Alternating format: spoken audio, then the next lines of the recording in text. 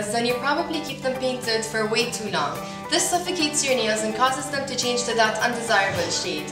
But luckily, I have 3 ways you can use at home to whiten your nails.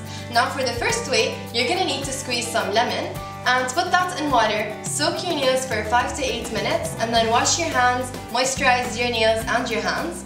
And you could do that as many times as you want, it's fine.